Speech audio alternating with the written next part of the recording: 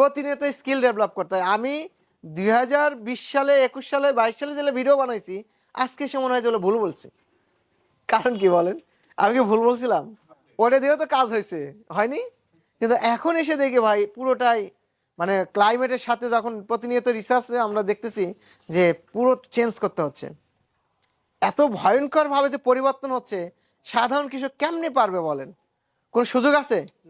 Simple একটা প্রোডাক্টের কথা বলে দেখেন, ওই যে ওটার নাম কি, মাল্চ পেপার না? আমরা ধর শশা করব, মরিচ করব, টমেটো করব, বেগুন করব, আর ওই মাল্চ পেপারটা ইউজ করব না, ভালো ফসল হবে? কে কে মানেন যে ভালো ফসল হবে না? কে কে? তার মানে আপনি চাষ করেছেন? হ্যাঁ, তাহলে চাষ করছেন কে কে? যে মালচিং দিয়েছিলাম আর মালচিং ছাড়া করেছিলাম, পার্থক্য?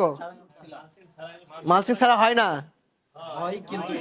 লাভ হয় না, এটা গ্যারান্টি। মানে আপনি মাল্চ পেপার ছাড়াই এই ক্লাইমেটে আপনি এই যে হাই ভ্যালু ক্রপস গুলো করবেন, আপনি লাভ নামে যে শব্দটা, এটা আপনি বলতে পারবেন না। পারবেন? না হলে করে দেখেন, আমার বলা লাগবে না, ঠিক আছে? হয় না হয় করে দেখেন। মানে এটা কিন্তু চরম বাস্তবতা। এমন না যে ওইটাই সব, ওইটাই সব তাও না, ওইটা না হলে হবে না, কিন্তু আরোগুলো লাগে। আরোগুলো কি? ধরেন এই টেম্পারেচার, যে টেম্পারেচার আসছে এখন, শশা লাগাবো তাই না? এই সময় শশা করে? শশা আমরা নর্মালি জানি যে দিন মানে কি কোন সময়ের ফসল? গরমের ফসল। তাহলে শীতে কেমনে হচ্ছে? এই জেনেটিক্যাল পরিবর্তন, জেনেটিক্যাল পরিবর্তন না, যে যেটা গরমে হতো সেটা এখন শীতের ভ্যারাইটি বানাইছে। আর শীতের ভ্যারাইটি না লাগে আপনি গরমেরটা লাগালেন, কি হবে? হবে? হবে না। সো এখন আমরা বলতেছি ভাই সাবিরা বা সাবিরা গোল্ড লাগান। কারণ কি?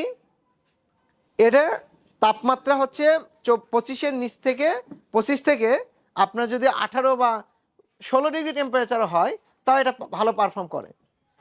সাবিরা বা সাবিরা গোল্ড, দুইটা জাত, সাবিরা এবং সাবিরা গোল্ড। কারণ কি?